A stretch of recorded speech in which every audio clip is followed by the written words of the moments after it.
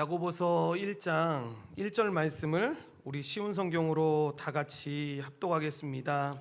하나님과 주 예수 그리스도의 종 야고보는 세계 여러 곳에 흩어져 있는 12지파에게 안부를 전합니다.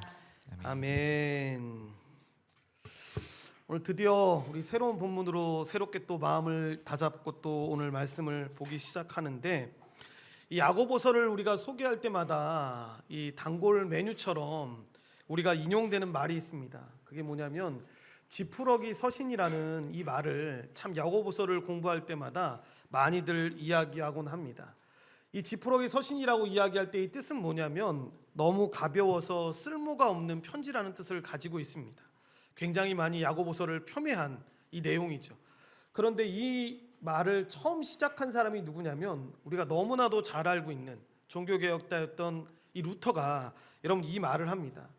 이렇게 말을 했던 이유가 있습니다. 뭐냐면 야고보서가 이 오직 믿음과 하나님의 은혜를 강조한 바울의 이 편지들에 비해서, 그래 바울 서신이라고 이야기하죠.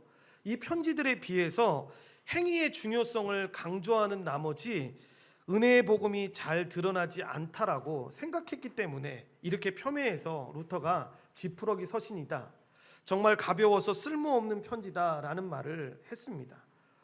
여러분 그렇게 받아들이면 안 되겠죠. 성경의 66권 안에 들어있는 이 성경의 하나님 말씀인데, 그래서 후세 사람들이 그렇지 않다 이런 주장에 대해서 야고보서가 결코 지푸러기 서신이 아니다라는 걸 증명하기 위해서 참 애를 많이 썼습니다. 그런데 사뭇 여러분 다른 이유이긴 하지만 실제로 야고보서는 지푸러기 서신이 맞습니다. 이게 무슨 얘기냐면 너무 가벼워서 쓸모없는 것이다라는 의미가 아니라 바로 그 점 때문에 정말 유용하다라고 말하고 싶습니다. 이게 무슨 말이냐면 여러분 집을 짓는다고 한번 우리 생각을 해보십시오.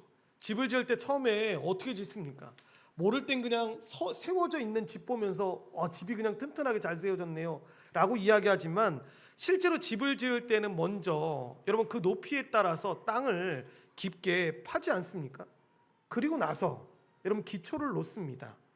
오직 믿음과 하나님의 은혜를 강조한 바울 사신의 역할이 여러분 바로 그와 같은 역할을 하는 겁니다. 기초에 땅을 깊게 파고 그 안에 여러분 모든 것들을 만드는 거죠. 그러니까 바울 서신은 원래부터 여러 전도 여행을 통해서 이 사도 바울이 개척했거나 아니면 이 개척적인 이 상황 가운데 있는 그 교회에 가서 이 행위 구원을 주장하고 있는 유대교와 맞부딪히면서 이 만났던 사람들에게 전했던 편지가 이 바울 서신입니다. 그러니까 계속해서 아니야, 뭘 믿음으로만 구원을 받아, 뭔가를 해야지, 그게 이제 할례일 수도 있는 것이고 여러 가지를 이야기하면서 너희들이 말하는 것처럼 예수 그리스도를 믿어서 구원받는 건 맞지만 그래도 뭔가 더 있어야 돼 라고 말하는 사람들에게 계속해서 전했던 내용이 바로 이 바울 서신의 기본적인 내용들입니다. 그러니까 당연히 여러분 기초를 놓는 게 중요할 수밖에 없는 거죠.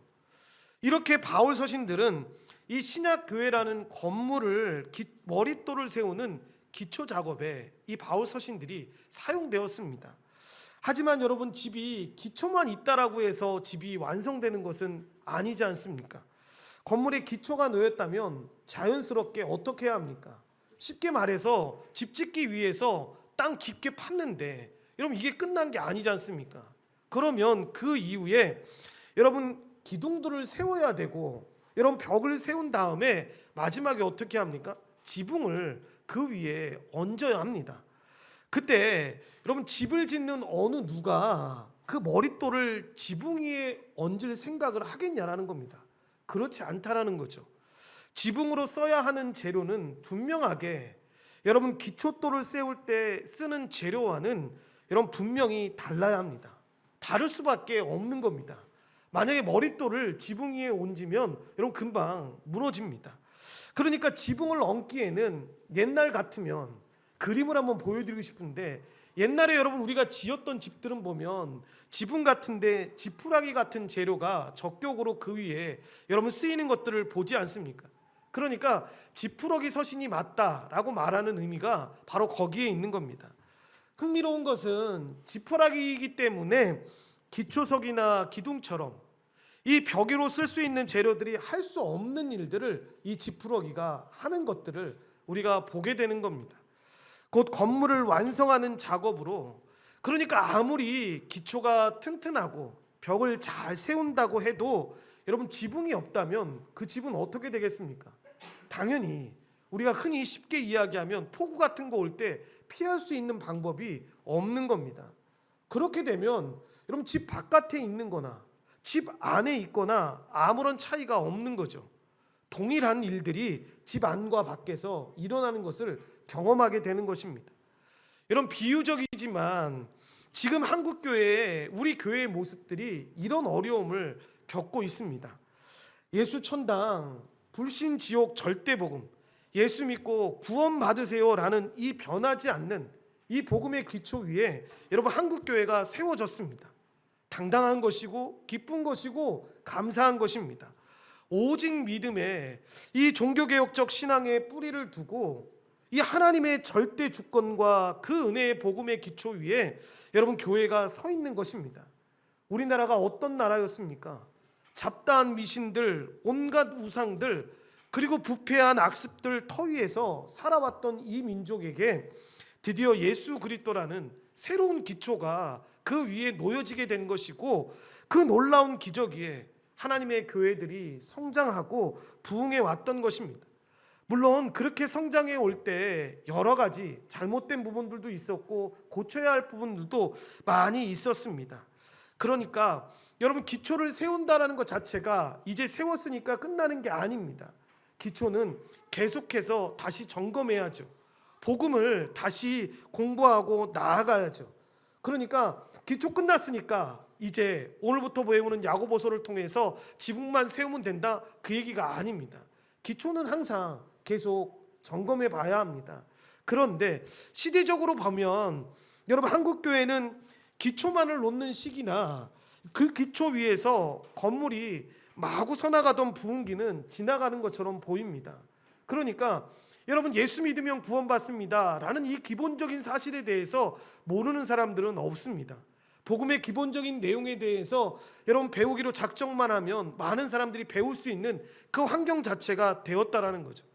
그런데 현실은 어떻습니까? 교회는 세상 한복판에 이미 이제 노출된 상태입니다. 그래서 마치 산 위에 있는 동네처럼 교회가 하는 일거수일투족이 세상 모든 사람들에게 밝히 드러나는 세상을 지금 우리는 살고 있습니다. 하지만 세상이 교회에서 발견하는 것은 무엇입니까? 처음 복음이 전해졌을 때 제가 언제 한번 이야기했던 것처럼 여러분 옛 기록에, 역사 기록에 그런 게 있습니다. 처음 복음이 전해지고 여러분 예수 믿는 사람들이 정말 이 하나님의 말씀대로 우리나라에서 작정하고 살아갈 때 나타났던 역사가 뭐냐면, 아무런 죄도 없는데 소환을 통보해야 될 때 그 경찰서의 기록 중에 하나가 뭐가 나오냐면, 형사가 찾아갔는데 그 사람이 없다고, 그리고 그 사람이 상황이 있어서 지금 못 온다고 하는데 그 사람이 이런 말을 한다고, 나는 예수 믿는 사람이니까 언제 어느 시에 분명히 갈 겁니다 라고 하는 말을 그 형사에게 한 겁니다. 그때 일제시대에 있던 그 형사가 그 말을 듣고 상관에게 보고를 하는 겁니다.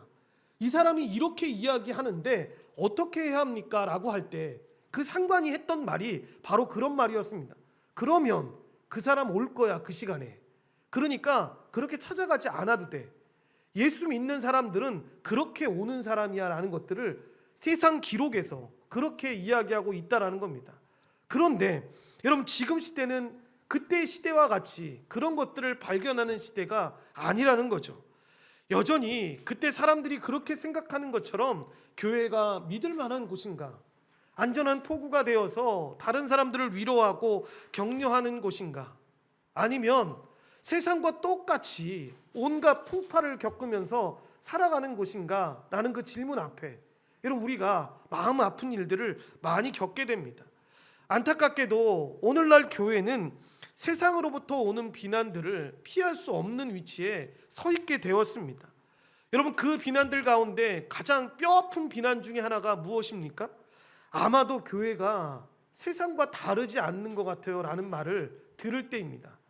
몰라서 여러분 그렇게 섭섭해서 말하는 사람들도 있지만 실제로 세상과 다를 바가 하나도 없는, 아니 어떤 면에서 이야기하면 세상보다 더 나아가서 세속적인 모습을 보이는 교회의 모습이 세상 사람들에게 비춰지는 현실을 우리가 살고 있다라는 것입니다. 마치 집을 지을 때로 비유하면 어떤 시대인 겁니까? 기초는 있고 벽도 있는데 여러분 지붕이 없는 집인 거죠. 그러니까 겉만 번드르하고 조금만 고난이 와도 그 비를 피할 수 없는, 온갖 비바람에 무방비가 열려 있는 것과 같은 그런 일을 당하고 있습니다.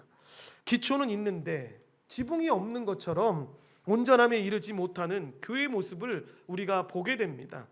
그동안 교회는 이 견고한 복음의 진리에 대해서 오직 믿음의 교리, 오직 예수의 복음만 붙잡으면 교회로서 든든한 구원의 방주가 될 것이다라고 여러분 분명히 믿고 생각해 왔습니다.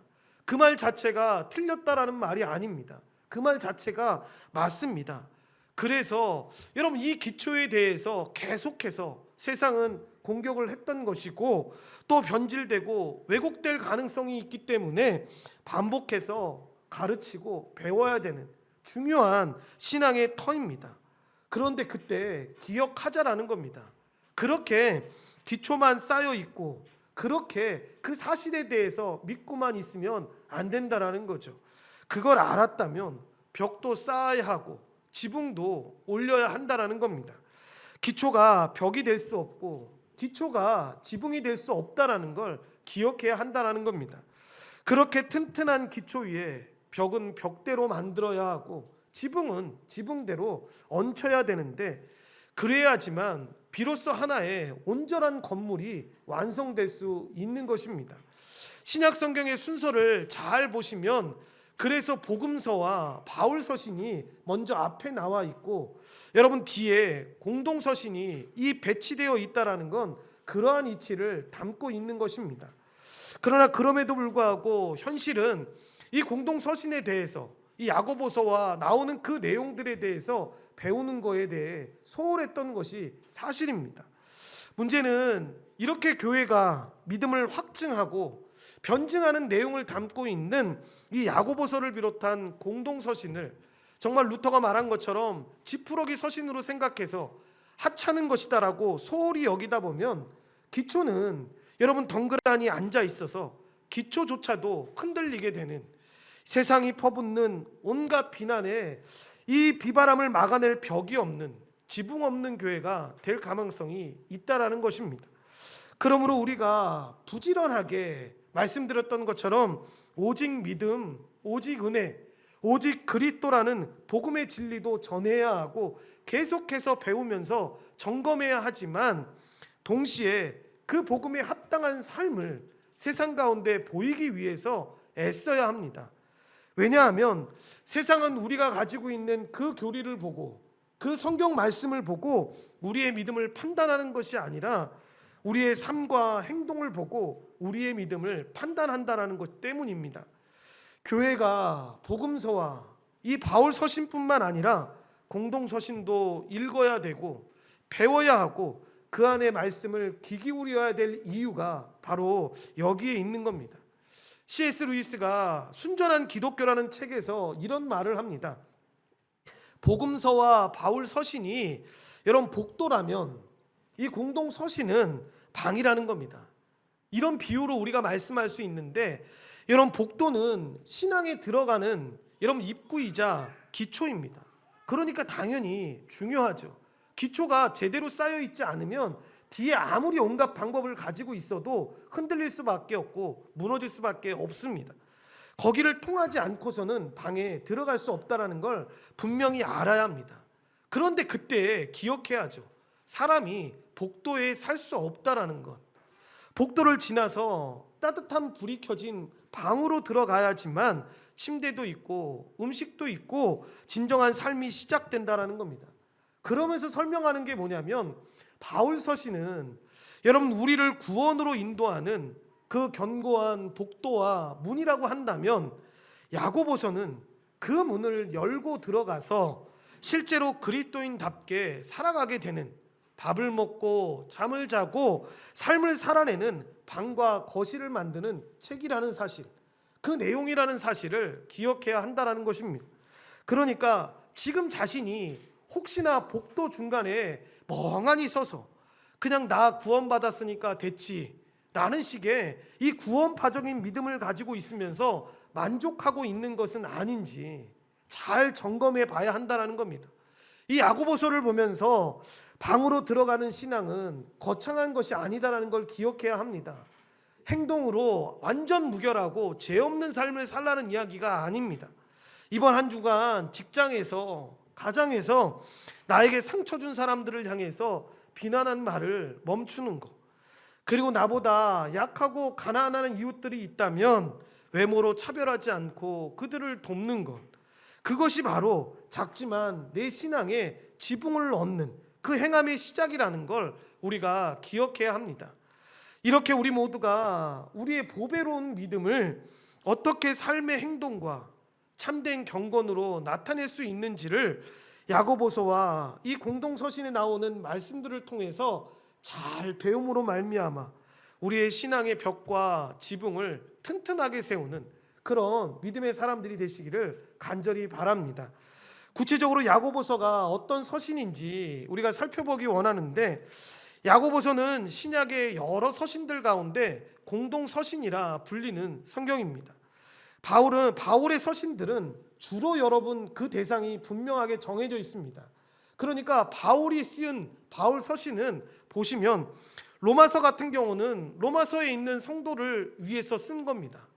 그리고 고린도 전후서는 고린도 교회, 갈라디아는 갈라디아 지역에 있는 교회들을 향해서, 에베소는 에베소, 빌립보는 빌립보, 골로새서는 이 골로새 교회를 향한 편지인 거죠. 그 편지를 통해서 물론 여러분 이 시대를 살아가고 있는 우리가 어떻게 하나님의 말씀을 봐야 하는지, 하나님의 은혜로 나아가야 되는지에 대해서 분명하게 이야기합니다. 그런데 바울 서신은 이렇게 분명한 대상자를 통해서 편지를 보냅니다. 그런데 오늘 우리가 살펴보는 이 야고보서와 이 베드로 전후서, 요한 1, 2, 3서와 유다서 같은 서신들은 여러분 이 편지를 받는 대상들이 특정한 교회라기보다 일반적인 교인들을 대상으로 한 것이어서 공동서신, 일반서신 이렇게 부르는 것입니다. 우리는 이 서신들을 보면서 어느 서신이 더 중요한 것 같아요 라고 말할 필요도 없고 더 중요하다라고 생각할 필요도 없습니다. 지금이야 여러분들이 보시기에는 성경의 많은 부분들을 바울이 쓴 바울 서신이 차지하고 있으니까 바울이 정말 위대한 사람 아니에요 라고 말하는 분들도 있더라고요. 바울도 위대한 사람 맞죠. 위대하게 하나님이 쓰신 하나님의 사람 맞죠. 그런데 여러분 당시에도 그랬겠습니까? 그렇지 않죠. 실제로 보면 여러분 후대 사람들이 그렇게 기억하는 거지, 예수님의 실제 제자들이, 특별히 오늘 이 야고보서를 썼다라고 말하는 야고보 같은 사람들이 그 시대에는 오히려 더 존경받는 사람일 가능성이 여러분 큽니다. 그러니까 우리가 성경을 보면서 잘 생각해야 합니다. 바울의 서신이 지금 많이 있으니까 바울이 대단하다 이렇게 볼 수 없습니다. 그냥 성경은 다 중요합니다. 바울 서신만 봐도 바울 서신이 중요한 이유가 무엇입니까? 라고 물어보면 바울이 초기 기독교의 가장 강력한 대적이었던, 그러니까 행위 구원을 주장하고 있던 유대교와 싸우면서 오직 믿음, 오직 그리스도, 오직 은혜라는 기독교 신앙의 기초를 확립했기 때문에 바울 서신은 중요합니다. 그리고 뒤이어 나오는 공동 서신도 바울 서신 못지않게 중요합니다. 왜냐하면 여기에 보시면 그리스도인들이 세상 속에서 이 어떻게 자신의 믿음을 변증하고 수호할 것인가 라고 하는 이 내용이 공동서신에 나와 있습니다. 그러니까 내가 어떻게 해서 예수 믿게 되었습니다 라고 말할 때에는 바울 서신에 대한 이야기가 참 많이 나와 있지만, 시간이 지나서 예수 믿고 나서 내가 이렇게 하나님의 사람으로 살아갔습니다 라고 말할 때에는 이 공동서신에 나오는 내용들이 의외로 많다라는 겁니다. 그래서 야고보서만 봐도 가장 중요한 주제가 뭡니까? 라고 이야기할 때 하나님의 말씀대로 실천하며 행하는 것이다. 그러니까 말씀을 듣기만 하는 자가 아니라 말씀을 행하는 자가 되어야 한다라고 이 말씀에 보면 나와 있습니다. 이렇게 우리의 삶을 여러분 그렇게 어떻게 걸어가야 하는지를 인도해 주는 것이, 바르게 인도해 주는 것이 야고보서인데, 이 야고보서에 기록된 배경이 무엇인지, 이 어떤 정황을 염두에 두고 누가 어떤 목적으로 기록하고 있는지를 우리가 짧은 구절이지만 이 1절을 보시면 알 수 있습니다. 다시 한번 이 1절의 말씀을 우리 합독하겠습니다. 하나님과 주 예수 그리스도의 종 야고보는 세계 여러 곳에 흩어져 있는 12지파에게 안부를 전합니다. 아멘. 여러분, 그냥 우리가 기본적으로 자세히 읽기만 해도 기본적인 내용을 알 수 있는 게 뭡니까? 이 1절 말씀을 통해서 우리는 이 편지를 쓴 사람이 야고보라는 사실을 알 수 있고, 또한 받는 사람이 세계 여러 곳에 흩어진 12지파라는 것을 알 수 있습니다. 여러분, 당시에 이 많은 유대인들이 박해와 가난과 이 생계의 문제 때문에 고향을 떠나서 여러 지역으로 흩어져 살았습니다. 그러니까 그들이 낯선 땅에서 살아가는 사람들이었던 거죠. 그러니까 세상적으로 보면 자기 고향에도 가지 못하는 실패한 사람처럼 보일 수도 있고, 버림받은 사람처럼 보일 수 있는 그런 사람들이었습니다. 그리고 그들을 향해서 여러분 12지파라고 지금 부르고 있는데, 이것이 매우 중요한 의미가 있습니다. 여러분, 야고보는 단순히 혈통적 이스라엘만을 말하려는 게 아닙니다. 그러니까 우리 민족에서 태어나고 우리 민족에서 살았던 사람들만을 이야기하는 게 아닙니다. 하나님의 언약 백성이라는 이 의미를 담아서 12지파라는 표현을 지금 쓰고 있는 겁니다. 그러니까 구약에서 12지파는 뭐를 상징하는 겁니까? 하나님의 선택받은 백성을 나타냅니다. 야고보는 지금 그 의미로 설명하는 겁니다. 예수 그리스도를 믿는 성도들이 바로 하나님께서 세우신 이 새로운 언약 공동체라는 사실을 이렇게 강조하고 있는 겁니다. 이렇게 세상은 그들을 흩어진 사람이라고 보았지만, 하나님은 그들을 여전히 하나님이 선택하신 언약의 백성으로 지금 보고 말씀하고 있는 것입니다. 따라서 이 12지파라는 이 표현 있지 않습니까? 이 표현은 궁극적으로 흩어져 살아가고 있는 하나님의 백성들, 곧 교회를 생각하게 하는 것입니다. 그러므로 야고보가 이 편지를 받는 사람들을 세상에 흩어진 12지파다라고 부르는 것은, 그들이 비록 세상에 곳곳에 흩어져서 어려움을 겪고 있지만 그들이 여전히 하나님의 언약 백성이고 하나님의 소유된 백성이라는 정체성 잊지 말고 살아가라는 그 의미에서 지금 말하고 있는 것입니다. 오늘 우리도 이 세상 속에서 흩어져서 살아가고 있지만 우리는 하나님의 백성이며 그리스도의 교회라는 그 정체성을 붙잡아야 합니다. 여러분, 이것이 야고보서가 시작부터 우리에게 가르쳐주는 중요한 메시지입니다. 생각해 보면 여러분, 오늘 우리도 마찬가지입니다. 우리도 각자 다른 곳에서 다 살아가고 있지 않습니까? 그래서 학교에 흩어져서, 직장에 흩어져서, 군대에 흩어져서, 가정과 사회 곳곳에 흩어져서 지금 다들 살아가고 있습니다. 어떤 사람은 경제적인 어려움 가운데 있는 사람도 있고, 어떤 사람은 건강의 문제 속에서 어려움을 겪고 있습니다. 또한 어떤 사람들은 사람에게 상처받은 채 살아가는 사람들도 있습니다. 마치 흩어진 사람들처럼 그렇게 보입니다. 그런데 하나님은 우리를 그렇게 흩어진 사람처럼 보지 않으신다라는 겁니다. 하나님의 백성으로 보신다라는 거죠. 세상이 그렇게 볼 뿐, 자기 자신도 그렇게 보고 있다면 자기 자신이 그렇게 볼 뿐, 하나님이 그렇게 보고 계시지 않는다라는 것입니다. 이렇게 세상은 우리의 형편을 보지만 하나님은 우리의 신분을 보십니다. 그래서 세상은 우리가 어디에 있는지를 보지만 하나님은 지금 우리가 누구에게 속해서 살아가고 있는지를 보십니다. 사실 이것은 야고보서 전체를 이해하는 아주 중요한 열쇠와 같은 있습니다. 야고보서는 세상 한가운데서 흩어져 살아가고 있는 성도들에게 보내는 편지입니다. 그러니까 수도원에 들어간 사람이나 세상과 단절된 사람에게 보내는 편지가 아니라는 것입니다. 고난과 시험 속에서 살아가는 사람들에게, 직장과 가족과 이 사회 속에서 살아가는 사람들에게 그리스도인답게 살아가라고 권면하는 편지가 바로 야고보서라는 겁니다. 그러므로 이 야고보서는 흩어진 성도들이 어떻게 믿음을 지키면서 살아갈 것인지, 흩어진 성도들이 어떻게 세상 속에서 거룩하게 살아갈 것인지, 이 흩어진 성도들이 어떻게 행함으로 믿음을 증명할 것인가에 대해서 가르치는 책, 이 정체성을 가지고 여러분 우리가 계속해서 이 야고보서를 봐야 한다는 것입니다. 여러분 저자가 야고보입니다. 야고보. 신약 성경에 야고보라는 사람이 총 4명 나옵니다. 4명.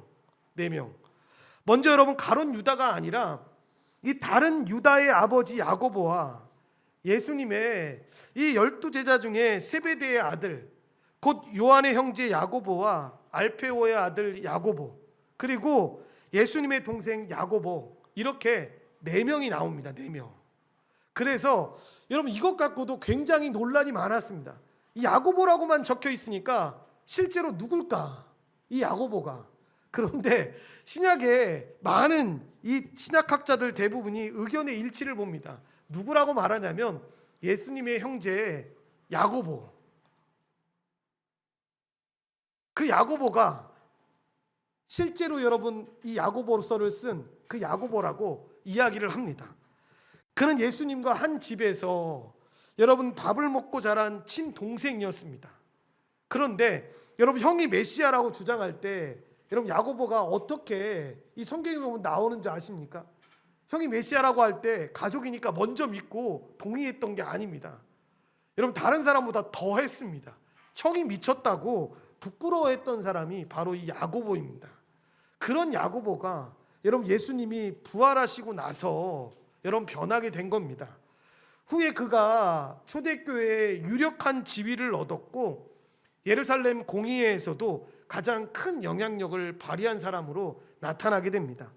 어느 정도였냐 하면 갈라디아서 2장 9절에 보면 처음에 제가 말씀드렸던 것처럼 우리가 지금 후대 사람들이 생각할 땐 바울이나 베드로 같은 사람들이 대단하다 이야기하지만 실제로 바울이 야고보를 베드로와 요한보다 먼저 언급을 합니다. 그러면서 초대교회가 그를 기둥같이 여겼다라고 이야기를 합니다.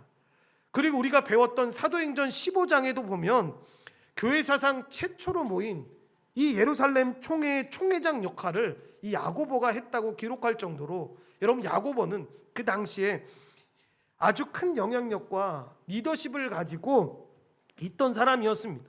그런 야고보가 가난과 억압과 이 핍박의 상황 속에서 믿음을 잃어버리고 어디로 가야 하는지 알지 못하고 있는 그 사람들을 붙들어주고 권면해주기 위해서 이 야고보서를 여러분 쓰게 된 겁니다. 당시 교회는 세속적인 이유로 서로 차별하고 욕심으로 인해 다툼과 싸움이 일어나서 분열된 상태였습니다. 그래서 어떤 사람들은 하나님을 떠나 세상을 사랑하여 세상과 버치되었고 세속에 물들어 버렸습니다. 그래서 심지어 자신을 위해 이 불을 구하고 축적하며 사치까지 했는데 이런 어려움에 빠진 교회를 구하기 위해서 다시 말씀과 믿음 안에서 굳건하게 세우기 위한 목적으로 여러분 야고보서가 쓰여진 겁니다. 그리고 야고보가 흩어진 주의 백성들을 가르치고 권면하기 위해 자신을 어떻게 소개하고 있는지 한번 오늘 말씀을 잘 보십시오. 하나님과 주 예수 그리스도의 종 야고보라고 여러분 기록하고 있습니다. 초대교회에서 누구보다 자신을 드러내려고 했다면 더 많이 드러낼 수 있는 직책을 가졌던 야고보가, 그러니까 여러분 그렇게 소개할 수 있지 않습니까? 저는 예루살렘 총회의 총회장입니다. 저는 초대교회의 기둥이라 말하는 야고보입니다 라고 하면서 이 말씀을 시작할 수도 있는데 그렇게 소개하지 않는다라는 거죠. 그렇게 다른 사람들은 야고보를 교회의 기둥이라 여겼지만 야고보 스스로는 자신이 교회의 기둥이라고 자신을 소개하지 않습니다. 뿐만 아니라 예수님의 동생이라는 이 혈통 자체만으로도 타인에게 자기 자신을 강력하게 각인시킬 수 있었음에도 불구하고 야고보는 그렇게 하지 않는다라는 거죠. 오직 하나님과 예수 그리스도의 종이라고 고백하면서 자신을 고백한다라는 것입니다. 오늘날 우리가 자기 자신을 소개할 때에도 여러분 이런 마음이 필요합니다. 예배를 드리러 나올 때도 마찬가지이지만 일상을 살아갈 때에도 마찬가지입니다. 자기 자신을 소개할 때 나는 목사입니다. 나는 모태신앙이고요. 나는 교회 안에서 이런 역할을 하는 사람입니다. 라고 소개하는 게 아니라 저는 예수 그리스도의 종입니다. 저는 예수님을 나의 주인으로 모시고 사는 그런 사람입니다. 라는 고백에서 자신을 소개할 수 있어야 한다는 것입니다. 여기에 나오는 자신을 주 예수 그리스도의 종이라고 소개하는 그 부분이 바로 이것을 의미하는 겁니다. 나는 예수님을 나의 주인으로 모시고 사는 이 사람이라는 그 의미, 그의 주인이 누구라고 이야기합니까? 하나님과 예수 그리스도입니다. 하나님은 온 세상의 왕으로 우리를 위해서 자신의 아들을 우리에게 내어주신 분입니다. 예수님은 나를 위해서 십자가에서 죽었다가 이 부활하신 하나님의 아들입니다. 그 예수님이 부활 승천하셔서 지금도 하나님 보좌 우편에 앉아서 온 우주의 통치권을 하나님께 위임받아서 지금도 다스리고 계신 그분의 종인 것입니다. 그분은 사망과 이 세상을 이기어서 모든 것을 당신의 뜻대로 움직이시는데 세상 어디에도 이런 주인은 없다라는 겁니다. 나를 위해서 자신의 모든 것을 내어주신 그 하나님과 예수 그리스도는 지금도 성령으로 그를 믿는 자들과 함께 하시면서 당신에게 속한 생명과 진리의 모든 것을 주시는 분입니다. 그러니까 이분의 종이 된다라는 건 이것처럼 영광된 것은 없는 거죠. 이것을 알고 살아가는 것이 왜 중요하냐면 여러분, 내가 하나님과 예수 그리스도의 이 종이라는 이 분명한 자기 인식이 있었을 때, 그러니까 내가 어떤 사람으로 살아가는가라는 것에 대한 분명한 생각이 있었을 때, 우리가 이 땅을 살아갈 때 우리에게 닥치는 상황과 환경에 일희일비하지 않고 살아갈 수가 있기 때문입니다. 그러니까 잘 생각해 보십시오. 여러분, 우리에게 처한 상황 때문에 우리가 주눅들고 자신감이 없어지고 염려하고 걱정할 때 나타나는 특징은 다른 게 아닙니다. 실제로 돈이 없어서, 실제로 건강하지 못해서, 실제로 우리 안에 여러 가지 문제가 있어서 그렇게 살아가는 게 아닙니다. 실제로 보면 여러분, 내가 어떤 사람인지를 분명하게 이 정체성을 가지고 살아가고 있지 않기 때문입니다. 이 정체성이 분명하다면 여러분, 어떤 상황에 있어도 하나님을 의지하면서 하나님을 바라보면서 살아갈 수 있죠. 그러니까 누가 그런 얘기 하더라고요. 지방대를 다녀도 정말 기죽지 않을 수 있고 백수라도 주눅들지 않고 살아갈 수 있는 건, 알바만 하면서 살아가는 그 환경적인 상황 가운데 내가 있다 할지라도 자기 비하하지 않을 수 있는 건 내가 그분의 종인데, 그분의 자녀인데 내가 그렇게 살아갈 수 있을까라는 고백이 나온다라는 거죠. 반대로 여러분, 인류대 다니고 부자이고 성공했어도 건강해도 교만하지 않을 수 있는 이유 역시도 마찬가지입니다. 내가 하나님의 종, 예수님의 종이라는 사실이 우리 안에 분명하게 있다면 그 건강을, 그 물질을, 그 지식을 어디에 사용해야 될지를 우리는 분명하게 알 수 있지 않겠습니까? 나를 위해서 사용하는 것이 아니라 자연히 하나님을 위해서 사용할 수 있다라는 거죠. 그래서 이 하나님과 주 예수 그리스도의 종이란 칭호는 여러분 아무나 쓸 수 있는 게 아닙니다. 물론 세상 사람들은 여러분 이 말에 대한 부담감이 너무 많습니다. 그래서 복종이란 단어, 종이라는 단어, 너무 이렇게까지 표현하시나, 그냥 하나님의 자녀, 하나님의 백성 이런 표현만 쓰시면 좋을 것 같은데 라고 이야기합니다. 실제로 그렇지 않습니다. 엄격하게 복음에 대해서 전하게 되면 여러분, 우리가 예수 그리스도의 종이라는 사실에 대해서 우리가 오히려 더 감사해야죠. 왜냐하면 실제로 맞으니까요. 주인 자체가 바뀐 삶인데 여러분, 종인 게 너무 당연한 것 아닙니까? 내 마음에 두 주인이 있어서 내가 주인이 되고 하나님이 주인이 된 사람에게는 이 종이라는 단어 자체가 부담스러울 수 있습니다. 내가 그렇게까지 살아야 돼 라고 말할 수 있습니다. 그런데 예수 그리스도가 나의 삶의 주인이십니다, 나의 모든 것이 되십니다 라는 고백을 하는 사람에게 종이라는 고백은 너무 당연한 것 아니겠습니까? 내 삶의 주인이 내게 아닌데요. 내가 가지고 있는 게 내 게 아닌데 주님을 위해서 사용하는 것이, 주님을 위해서 그렇게 걸어가는 것이 뭐가 이상하겠습니까? 당연한 삶일 수밖에 없는 거죠. 그러다 보면 자연히 세상에 속해 있는 이 헛된 욕망들 버리는 것, 그리고 예수를 닮아가는, 점점 장성해서 그 장성한 분량의 이루기를 꿈꾸는 게 너무나 당연한 삶이 될 수밖에 없다라는 것입니다. 이 칭호에 담긴 자기 인식이 있을 때에만 우리는 세상을 이길 수 있는 것이고 자신을 이기고 마귀를 이길 수 있는 것입니다. 이 자기 인식이 있어야지만 두 마음을 품지 않을 수 있는 것이고 하나님의 말씀을 온유함으로 받을 수 있는 것입니다. 누가 여러분 이 세상이 부추기는 그 끝없는 욕망의 몸부림 속에서 자기를 부인하고 하나님의 뜻에 순종하면서 살아갈 수 있겠습니까? 누가 여러분 자기의 높음을 자랑하지 않을 수 있고 자기의 낮음을 부끄러워하지 않으면서 살아갈 수 있겠습니까? 누가 사람을 차별하지 않고 누가 믿음을 행함으로 연결할 수 있겠습니까? 여러분 누가 혀를 다스리며 누가 위로부터 난 지혜로 세상을 탐하지 않고 살아갈 수 있겠습니까? 바로 지금 말씀하고 있는 하나님과 주 예수 그리스도의 종된 사람들이 그렇게 살아갈 수 있는 겁니다. 그러니까 우리 안에 다른 문제가 중요한 게 아닙니다. 우리가 하나님 앞에서 종으로 살아가지 않고 감히 하나님과 예수 그리스도를 우리가 원하는 것에 대한 수단으로 삼고 살아가려고 하니까 이 문제들이 생기게 되는 겁니다. 그러니까 여러분 인간이 가지고 있는 모든 문제는 다 거기서부터 시작이 되는 겁니다. 그래서 우리가 야고보서를 통해서 주시는 이 말씀을 통해서 지금 야고보가 고백하고 있는 이 야고보도 야고보 스스로가 깨닫는 고백이 아니지 않습니까? 예수 그리스도가 친히 종된 모습으로 이 땅을 살아가시는 모습을 보고 여러분 야고보가 이 모습으로 살아가는 겁니다.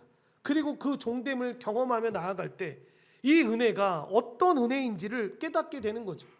그래서 어떤 지진에도 흔들리지 않는 이 튼튼한 복음의 기초와 어떤 비바람도 막아낼 수 있는 그 벽과 지붕을 잘 만들어서 이 믿음의 아름다운 건축을 이루어가는 저와 여러분이 되시기를 간절히 축원드립니다. 결론적으로 야고보서는 우리에게 구원의 기초를 다시 놓으라고 말하는 책이 아닙니다. 엄밀하게 말하면 그 기초 위에 이 믿음의 벽과 지붕을 세우라고 말하는 책입니다. 루터를 비롯한 많은 사람들이 야고보서에 대한 부정적인 평가를 했던 이유도 잘 보시면 바울 서신과 야고보서의 차이점인 즉 편지를 받는 사람과 그들의 상황에 대한 차이를 제대로 인식하지 못했기 때문에 지푸러기 서신이다, 쓸데없고 하찮은 것이다 라는 설명이 나온 것입니다. 다시 말하면 바울 서신은 사람이 하나님 앞에서 어떻게 의롭게 하는 그 칭의의 원인을 말하고 있는 것이 바울 서신이라면, 로마서와 같은 것들이, 갈라디아서와 같은 것들이 그런 것이라면 야고보서는 의롭게 된 사람이 어떻게 살아야 되는지에 대한 그 칭의의 결과를, 즉 믿음과 행위의 관계로 말하고 있는 것이 여러분 바로 이 야고보서에 나오는 내용입니다. 결국 믿음과 행함은 대립되는 게 아닙니다. 그러니까 야고보서를 보면서 계속해서 우리는 꼭 기억해야 될 내용이 무엇이냐면 바울 서신의 내용이 기본적으로 밑에 깔려 있고 복음의 기초가 깔려 있는 상태에서 야고보서를 봐야 되는 겁니다. 그러니까 행위로 구원을 받는다. 야 그것 봐라. 이렇게 행하지 않으면 구원받지 못한대. 너 그렇게 예배드리면, 너 그렇게 살면 구원받지 못해. 너 어떻게 그렇게 행동할 수가 있어? 그러면 너 하나님의 구원받은 백성 아니야 라고 결론이 날 수가 없다라는 거죠. 그러니까 야고보서는 바울 서신과 전혀 대립되는 관계 속에 있지 않다라는 걸 기억해야 되는데 행위 구원을 주장하는 서신이 아니다라는 사실을 기억해야 합니다. 야고보서의 대상이 여러분 믿음은 있지만 실천이 없는 그리스도인들이었기에 야고보는 성숙한 삶을 위한 행함을 지금 이야기하고 있는 겁니다. 반면 바울은 행위 구원을 강조하고 있는 그 유대교와의 긴장 속에서 그렇지 않아, 오직 믿음으로 구원을 받아 라고 이야기를 하는 거죠. 그러니까 이런 차이를 보지 못한 채 마치 한쪽은 옳고 우월하고 다른 한쪽은 틀렸고 열등하다라는 이 흑백 논리를 가지고 이 말씀을 보게 되면 정말 무지한 겁니다. 여러분, 정작 당사자인 야고보와 바울이 여러분 후대 해석자들과는 달리 여러분 결코 대립관계에 있지 않았다라는 걸 꼭 기억하시기 바랍니다. 오히려 철저한 신학적인 합일점이 있었고 일관된 주장을 했습니다. 그러니까 이 야고보서를 계속해서 우리가 보게 될 거인데, 이 보게 될 때 여러분 꼭 기억해야 되는 내용, 우리가 알고 있는 것처럼 여러분 죄인은 오직 믿음으로만 구원을 받는다라는 사실 꼭 기억해야 합니다. 그런데 이 믿음이 순종의 성격을 가지고 있기 때문에 믿음과 선행은 언제나 같이 붙어 다닌다라는 거. 그러니까 믿음만 있고 선행이 없다, 이 사람은 믿음은 되게 좋은 사람인 것 같은데 선행은 없다라고 말할 수 없다라는 겁니다. 믿음과 선행은 동전의 양면과 같이 항상 함께 걸어간다는 것. 그러니까 선행은 믿음으로 구원받는 자에게 당연히 나타나야 할 열매인 것이지 결코 공로나 여러분 자랑거리나 상이 될 수 없다라는 걸 분명하게 기억해야 합니다. 우리 모두가 이 의롭다 하심을 받는 신분을 즐기기만 하는 수준에서 벗어나서 여러분 성숙을 향해서 나아가는 그런 믿음의 사람들이 되기를 바랍니다. 그래서 개인의 복을 비는 이 기복주의적인 신앙에서 벗어나서 역사와 민족 앞에서 이 책임을 감당하는 이 실천적인 그리스도인으로 행동하는 그리스도인이 다 되시기를 바랍니다. 이렇게 우리 모두가 행함이 없는 믿음은 지붕 없는 집과 같음을 깨닫고, 여러분 C.S. 루이스가 이야기한 것처럼 구원의 복도에만 멈춰서 있지 말고 주님의 종으로서 세상의 한복판에 이 방으로 들어가서 행함으로 믿음을 증명하며 살아가는 우리 귀한 온전한 교회 성도님들이 되시기를 간절히 축원합니다. 기도하시겠습니다. 하나님 감사합니다. 하나님의 은혜 가운데 주의 백성들을 불러주시고 인도해 주셔서 이렇게 주님 앞에 나왔습니다. 복음의 기초에 대한 내용을 더 견고하게 더 점검하면서 우리가 살아가야 하지만 거기서 멈추지 않고 우리가 이 땅을 살아가면서 어떻게 살아가야 될지에 대한 이 공동서신의 내용인 야고보서의 내용을 보면서 우리가 한 걸음 한 걸음 걷기를 소망합니다. 하나님, 크게 어떤 나라를 위해서 큰 일을 하고 어떤 위대한 일들을 하기 이전에 하나님 지금 우리가 할 수 있는 일들을 바라보며 그 일들 한 걸음 한 걸음 걷기를 소망합니다. 주님, 야고보서의 말씀을 통해서 우리 삶들을 다시 점검하게 하시고 이 믿음이 있을 때 선행이 함께 우리 가운데 일어나는 열매로 나타난다는 걸 기억하고 주님 앞에 걸어갈 수 있도록 주님이 우리를 붙잡아 주시고 인도하여 주시옵소서. 모든 걸 주님께 감사드리오며 예수님의 이름으로 기도드리옵나이다. 아멘.